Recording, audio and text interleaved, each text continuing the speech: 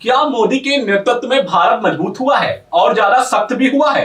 राणा को भारत लाने से क्या पाकिस्तान पर दबाव बढ़ेगा?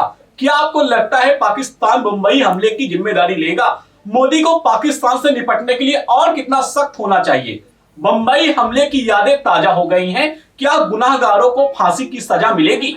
मुंबई हमले का सबसे बड़ा मास्टरमाइंड तहुवर राणा भारत आ चुका है। एनआईए की हिरासत में है 18 दिनों के लिए। 26 नवंबर 2008 को हुआ था आतंकी हमला। कौन है तहुवर हुसैन राणा? क्या कांग्रेस सरकार की नाकामी की वजह से राणा इतने साल भारत से दूर रहा और अब उसकी वापसी के बाद पाकिस्तान की हालत खस्ता होने वाली है? नमस्कार, आप देख रहे हैं 24 अड्डा न्यूज। मैं हूं आपके साथ शुभम अवस्थी। दोस्तों, 26 नवंबर 2008 की वो काली रात बंबई में, जहां पर 10 आतंकियों ने 166 से अधिक मासूमों की जान ले ली थी, उस हमले का एक मास्टरमाइंड तहुवर राणा 17 साल बाद भारत वापस लौटा है। यह सिर्फ एक मोदी सरकार की उपलब्धि ही है जो उसको अमेरिका से वापस ला पाई है। पीएम नरेंद्र मोदी सरकार की कूटनीतिक जीत और आतंकवाद के खिलाफ जीरो टॉलरेंस की मिसाल है। तहुवर राणा पाकिस्तान सेना का पूर्व कप्तान और कनाडा निवासी व्यवसायी है। उस पर आरोप है कि उसने अमेरिका में अपनी इमिग्रेशन फर्म का दुरुपयोग कर 26/11 हमले के षड्यंत्रकारी डेविड हेडली को फर्जी दस्तावेज उपलब्ध कराए, जिनका उपयोग मुंबई में रेकी के लिए किया गया। उसने नवंबर 2008 में खुद भी मुंबई की यात्रा की थी। बताया जाता है कि उसने पवई स्थित एक होटल में ठहरकर हमले की पूरी लॉजिस्टिक तैयारियों की समीक्षा की थी। पूरे मुंबई हमले का मास्टरमाइंड तहुवर राणा ही था, जिसने पूरी तरीके से प्लान बनाया था और हमले को करवाया था। 2008 में जब मुंबई दोस्तों जल रही थी, तब केंद्र में कांग्रेस की यूपीए सरकार थी। हमले के बाद अजमल कसाब को पकड़ा गया, फांसी दी गई, लेकिन बाकी मास्टरमाइंड हाफिज सईद, लखवी और राणा या तो पाकिस्तान में सुरक्षित रहे या अमेरिका की जेल में। राणा को 2011 में अमेरिका कोर्ट ने 26/11 मामले से बरी कर दिया, क्योंकि भारत के पास उस वक्त कोई ठोस सबूत पेश भारत नहीं कर पाया था। इंटेलिजेंस फेलियर, कमजोर कूटनीति और पाकिस्तान के बहानों के आगे यूपीए सरकार चुप रही। मनमोहन सिंह उस वक्त देश के प्रधानमंत्री थे। रा और आईबी के इनपुट्स थे, फिर भी हमला रोका ना गया।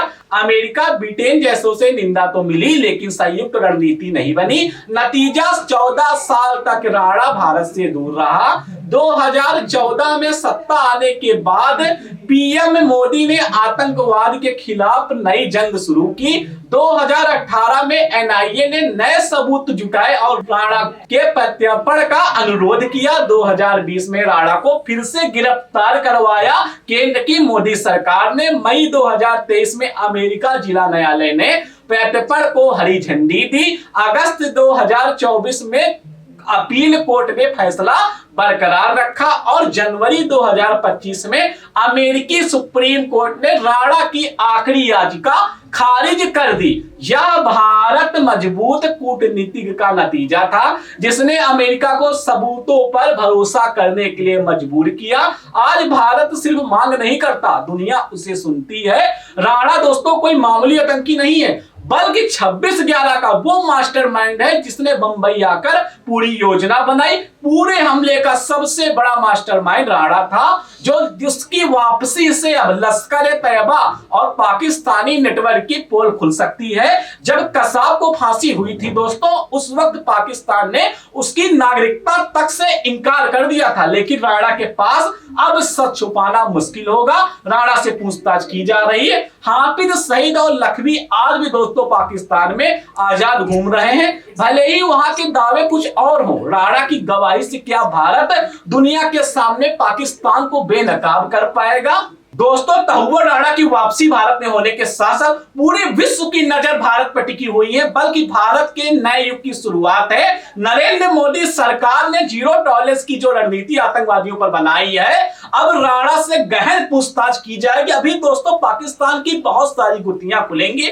कुछ ऐसे नाम हैं जो सामने आ सकते हैं, जो अभी भी परिवार है जिन्होंने अपनों को खोया है, उनके जख्म भले ही ताजे हो गए हैं, लेकिन अब जो मोदी सरकार है, जिस तरीके से तहूर राणा से एनआईए पूछताछ करेगी, पूरे हमले की एक बार फिर से समीक्षा की जाएगी। क्योंकि बताते हैं बंबई में जब हमला हुआ था, पूरे देश में काला दिन की तरीके मनाया गया था। बंबई का हमला, बंबई में ब्लैक डे उस दिन मनाया गया था, उस दिन को मनाया जाता, आज भी मनाया जाता है। मोदी सरकार की बात की जाए तो मोदी की हैट्रिक में मोदी ने बहुत सारे वादे किए थे, जिसमें सबसे बड़ा एक वादा आया था, जिस तरीके से बंबई का जो हमला था, जो परिवार के लोग हैं वो आज भी यही कहते हैं कि जो भी दोषी हो बस उनको बख्शा ना जाए, ऐसे लोगों को फांसी की सजा होनी चाहिए, तभी उनके जो खो गए हैं उसको छोड़कर जिन लोगों की मौत हुई है उनका हिसाब हो पाएगा। दोस्तों, आखिर आपको क्या लगता है, पाकिस्तान एक्सपोज हो पाएगा या कुछ और मामले में हो पाएगा? फिलहाल तहूर राणा भारतीय कस्टडी में है, एनआईए के पास है। अब आपको क्या लगता है, अभी कितना मामला और खुलेगा?